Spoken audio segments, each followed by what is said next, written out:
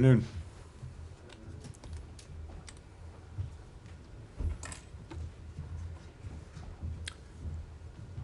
I'd like to give you all an update on the situation in Afghanistan and our ongoing efforts there, particularly as they relate to U.S. citizens.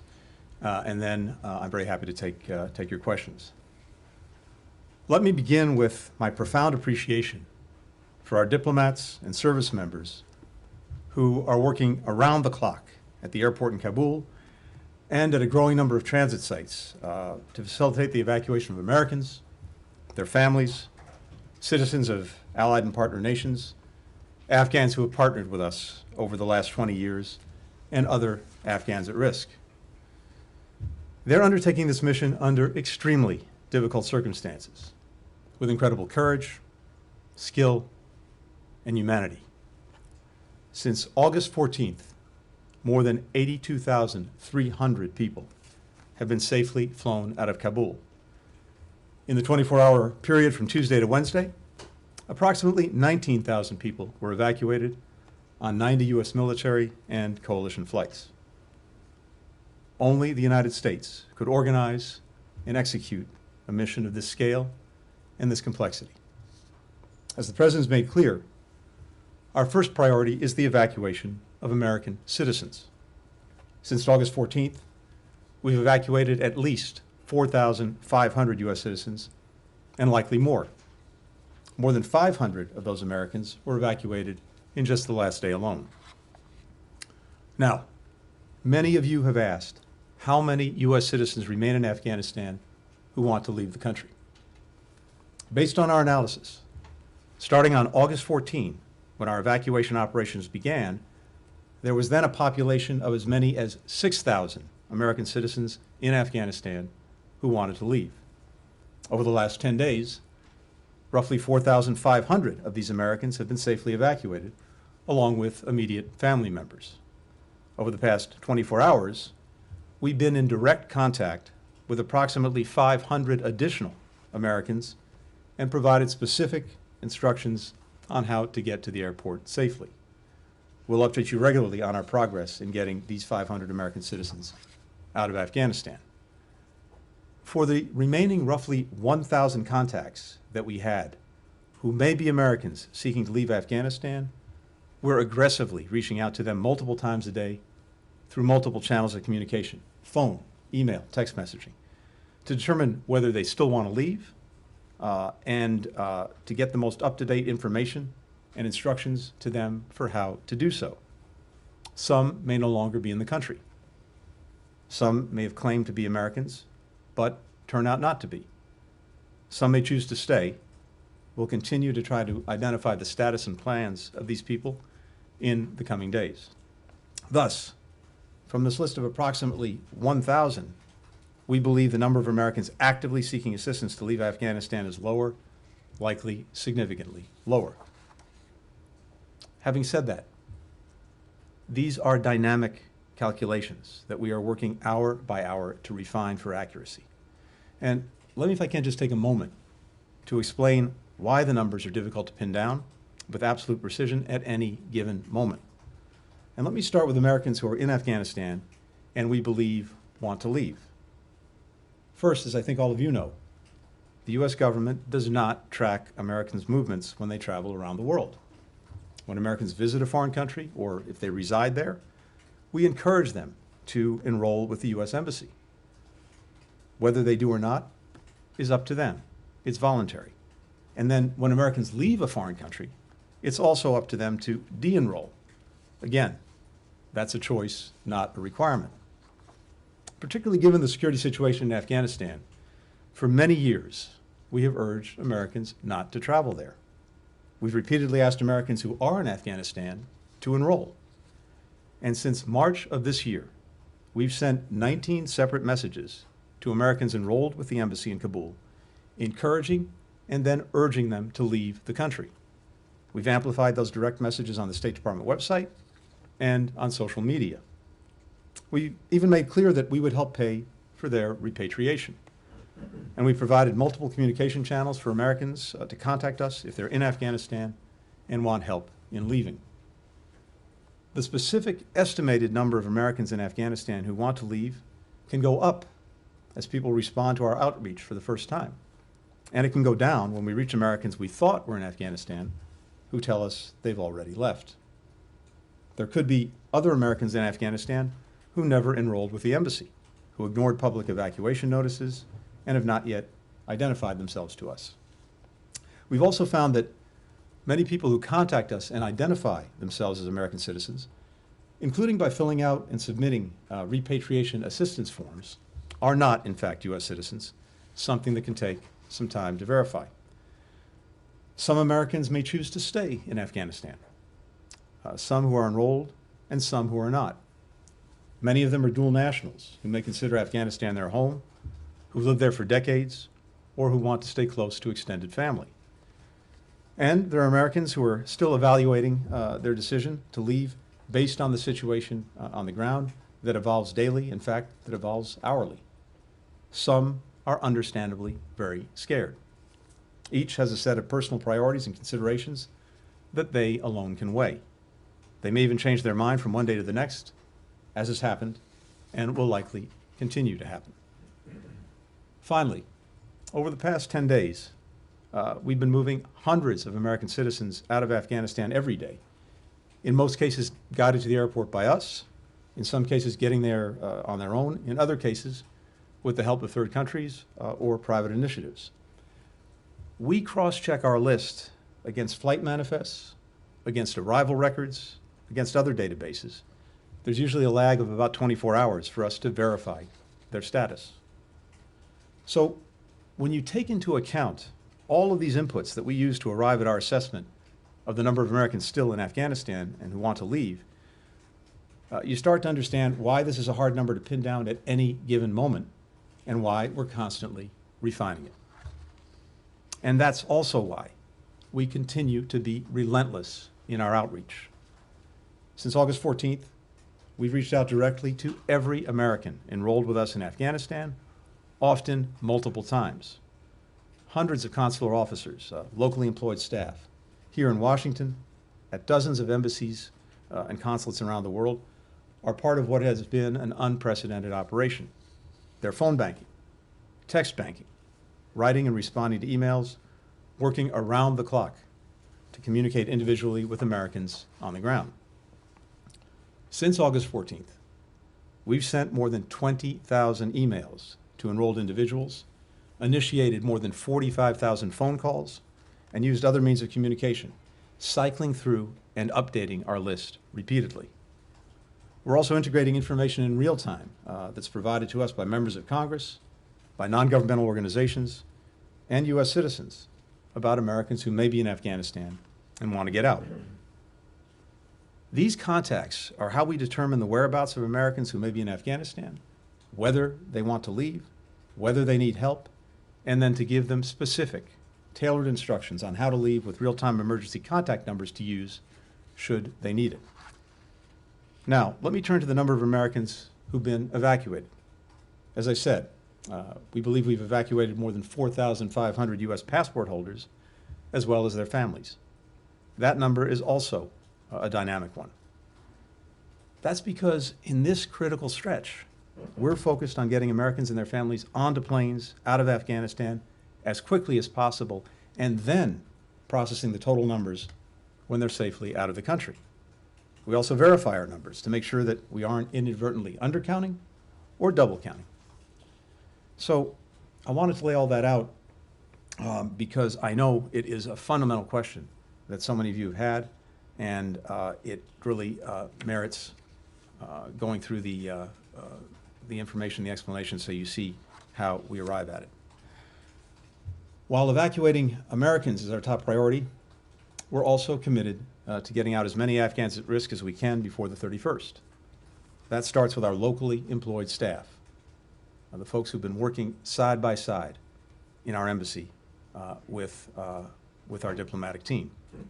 And it includes special immigrant visa program participants and also other Afghans at risk. It's hard to overstate the complexity and the danger of this effort. We're operating in a hostile environment in a city and country now controlled by the Taliban, with the very real possibility of an ISIS-K attack. We're taking every precaution, but this is very high risk. As the President said yesterday, we're on track to complete our mission by August 31st, provided the Taliban continue to cooperate and there are no disruptions to this effort. The President has also asked for contingency plans in case he determines that we must remain in the country past that date. But let me be crystal clear about this. There is no deadline on our work to help any remaining American citizens who decide they want to leave to do so, along with the many Afghans who have stood by us over these many years and want to leave and have been unable to do so. That effort will continue every day past August 31st. The Taliban have made public and private commitments to provide and permit safe passage for Americans, for third country nationals, and Afghans at risk going forward past August 31st.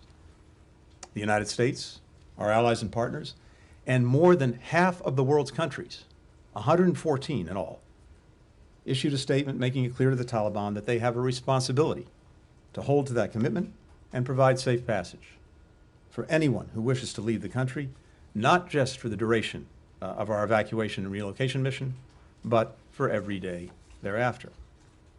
And we're developing detailed plans for how we can continue to provide consular support and facilitate departures for those who wish to leave after August 31st. Our expectation, the expectation of the international community, is that people who want to leave Afghanistan after the U.S. military departs should be able to do so. Together, we will do everything we can to see that that expectation is met. Let me just close with a note on the diplomatic front. In all, more than 24 countries on 4 continents are contributing to the effort to transit, temporarily house, or resettle those who we are evacuating. That didn't just happen. It's the product of an intense diplomatic effort to secure, detail, and implement transit agreements and resettlement commitments. We are deeply grateful to those countries for their generous assistance. This is one of the largest airlifts in history, a massive military, diplomatic, security, and humanitarian undertaking. It's a testament both to U.S. leadership and to the strength of our alliances and partnerships. We'll be relying and building upon that strength moving forward as we work with our allies and partners to forge a unified diplomatic approach to Afghanistan. That was a point the President underscored in yesterday's G7 leaders meeting on Afghanistan. And it's one that I and other senior members of the State Department have made in our constant communication with allies and partners in recent days to ensure that we're aligned and united as we move forward.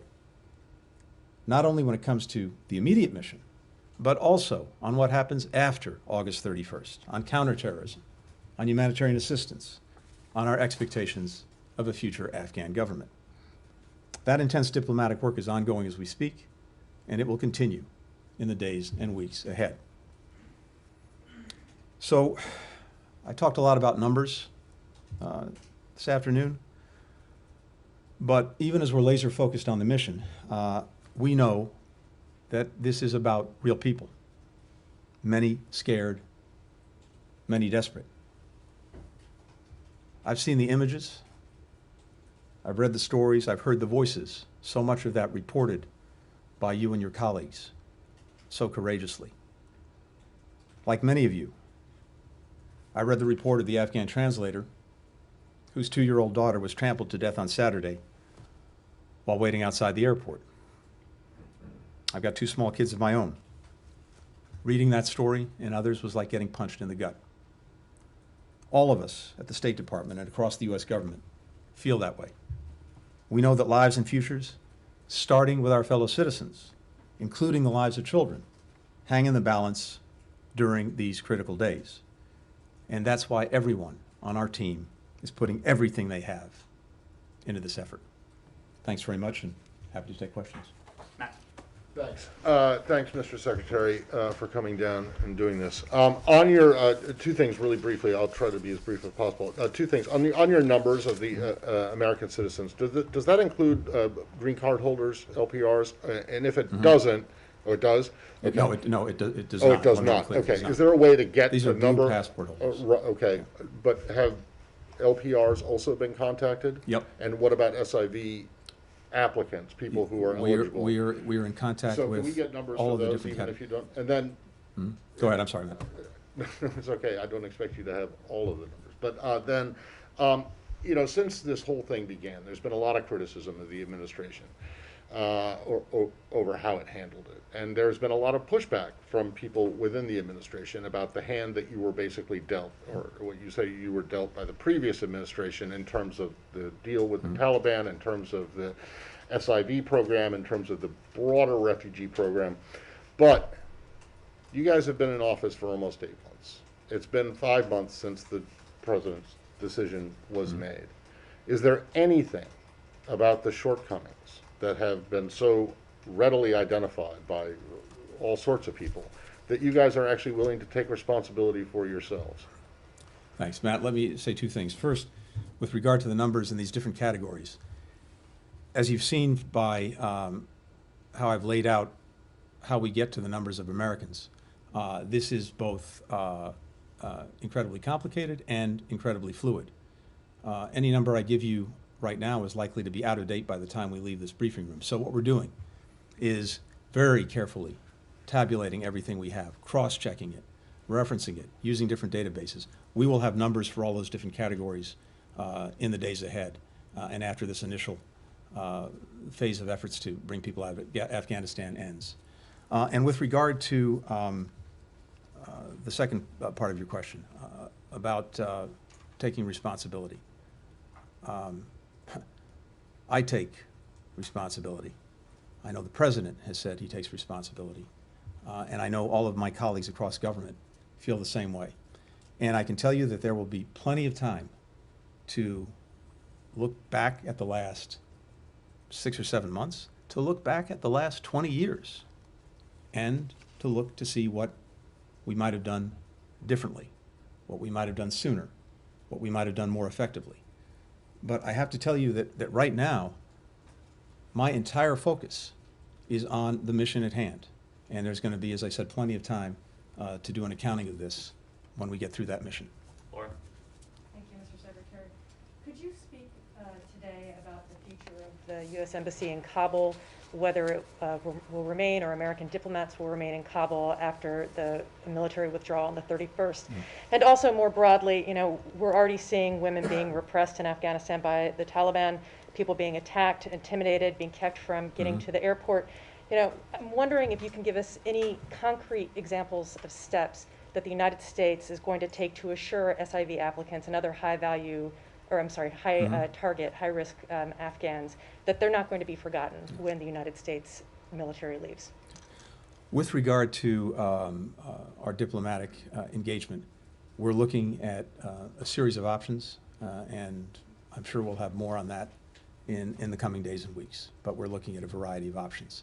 And as I said earlier, particularly because the effort to bring out of Afghanistan those who want to leave does not end with the military evacuation plan on the 31st. We are very focused on what we need to do to facilitate the further departure of people who wish to leave Afghanistan. And that is primarily going to be a diplomatic effort, a consular effort, an international effort, because other countries feel exactly the same way. And I'm sorry, the second part of your question? Just if there are any concrete steps yes, I'm sorry. that you can give to people who are very worried right now, understandably, about whether they're just going to be forgotten, left behind, disappeared once the United States withdraws its military and can no longer protect their safe passage to the airport or their other livelihoods. Yeah. The short answer is no, they will not be forgotten. And as I said, we will use every diplomatic, economic assistance tool at our disposal, working hand in hand with the international community. First and foremost, to ensure that those who want to leave Afghanistan after the 31st are able to do so, as well as to deal with other issues that we need to be focused on, including counterterrorism and humanitarian assistance, and expectations of a future Afghan government. I mentioned a few moments ago that we got 114 countries around the world to make clear to the Taliban the international expectation that people will continue to be able to leave the country after the military evacuation effort ends. And we certainly have points of incentive and points of leverage with a future Afghan government to help make sure that that happens. But I can tell you, again, from my perspective, from the President's perspective, this effort does not end on August 31st. It will continue for as long as it takes to help get people out of Afghanistan who wish to leave. What's your level of confidence today that the Taliban will actually abide by some of these requirements and expectations that the international community has put on it? I'm not going to put a percentage on it. I can just tell you again that the Taliban has made their own commitments. They've made them publicly. They've made them privately. And again, I think they have a very strong self-interest in acting with a modicum of responsibility going forward. But they will make their own determinations. Andrew. Mr. Secretary, thank you. But the Taliban right now, focusing on the mission right now, are not living up to their commitments. People are being stopped trying to get into the airport. I'm talking about, women, SIVs, others, Afghans, people with papers, and they're being stopped outside the airport now. There are total bottlenecks, which seem to rise to the level of what the President said were the contingencies if the Taliban is not complying, if the flow can't continue. We're loading planes, but some planes are leaving without, and some people are people who have private planes waiting for them with landing rights, but can't get into the airport, as well as beyond the SIVs, there are lawyers, there are judges, women lawyers, judges, educators. We've told them for 20 years, you can live up to your potential. And now they feel abandoned. And I'd finally like to ask you about the local hires. We evacuated our embassy, and there have been cables back that I know you must be familiar with, or your teams are, of people who feel completely betrayed. And these are thousands of people that we rely on in embassies around the world. The message is going forward that we will not be loyal. They were not told about the evacuation. They were not put on those choppers with our American staff. And they were forced, many of them, to find their own way through the Taliban checkpoints and then get turned away at the airport. And some even got turned away once they were inside. So, what is the message to people working for the U.S. government? Veterans groups are angry about the SIVs, and then there are all the millions of Afghan women who have told their daughters and been raised under this promise of a future which the Taliban are already, according to Ambassador Verveer today, are denying. There are horrifying examples from provinces and from inside Kabul of people being targeted door to door, people in safe houses being sought out. And all this promise of you will be safe, the Taliban spokesman said, stay in your homes because we haven't told all of our people how to treat women, how to respect women. They also say you can go to school, you can work as long as you comply with Sharia law, which under their interpretation is the most extreme example of the Islamic code that is seen anywhere in the world. Andrew, a few things. First, of the 82,000 plus people who have so far been evacuated, about 45–46% have been women and children. And we've been intensely focused, particularly on making sure that we can get women at risk out of harm's way. Second, with regard to women and other Afghans at risk going forward, I will use every diplomatic, economic, political, and assistance tool at my disposal, working closely with allies and partners who feel very much the same way, to do everything possible to uphold their basic rights. And that's going to be a relentless focus of our actions going forward. Locally employed staff,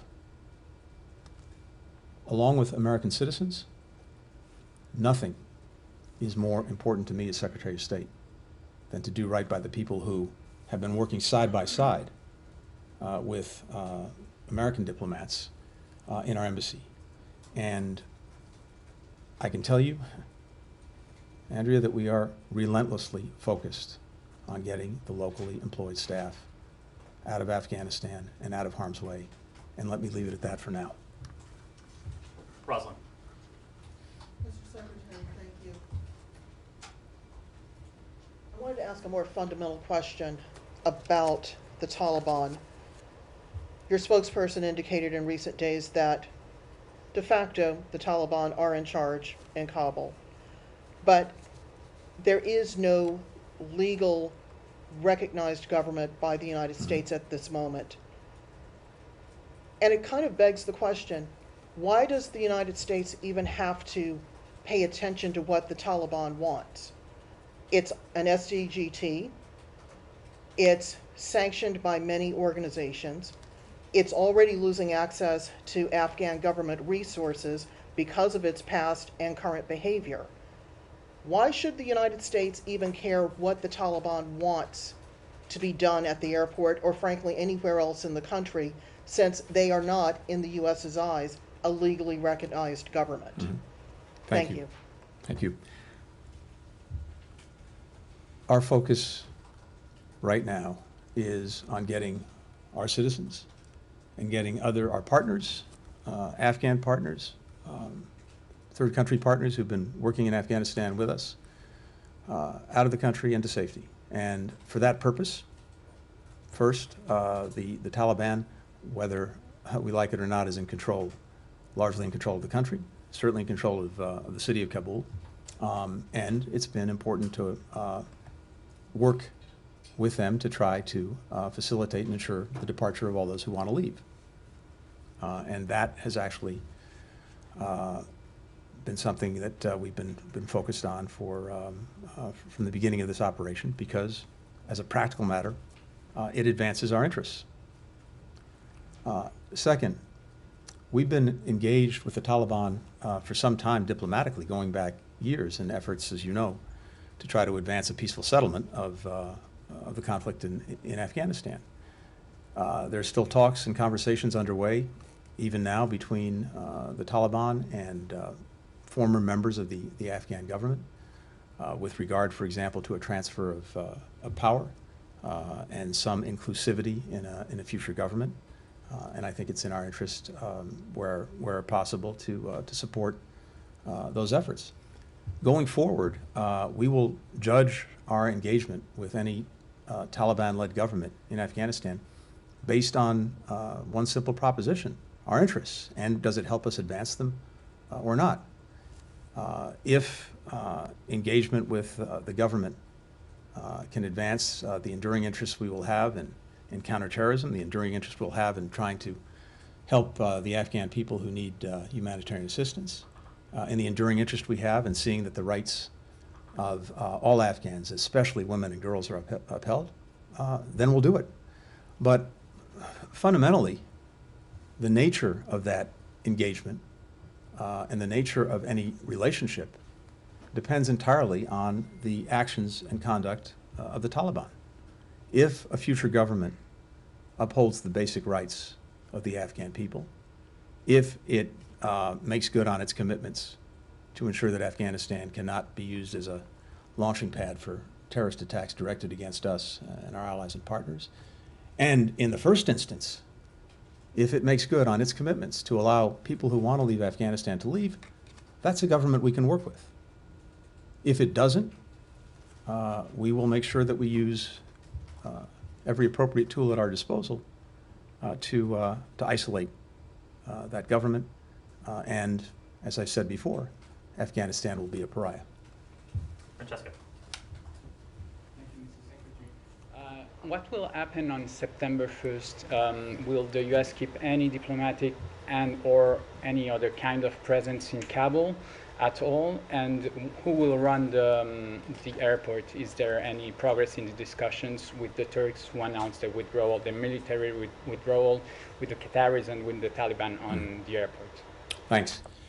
There are very active efforts on the way, underway on the part of regional countries to see whether they can play a role in keeping the airport open once our military mission leaves, or as necessary, reopening it if it closes for some period of time. And that's happening very actively right now. The Taliban have made clear that they have a strong interest in having a functioning airport. We and the rest of the international community certainly have a strong interest in that, primarily for the purpose of making sure that anyone who wants to leave can leave past the 31st using an airport. And so that's a very active effort that's underway as we speak. And again, with regard to our own potential presence going forward after the 31st, we're looking at a number of options. Thank you very much, Mr. Secretary. Thank you all very much.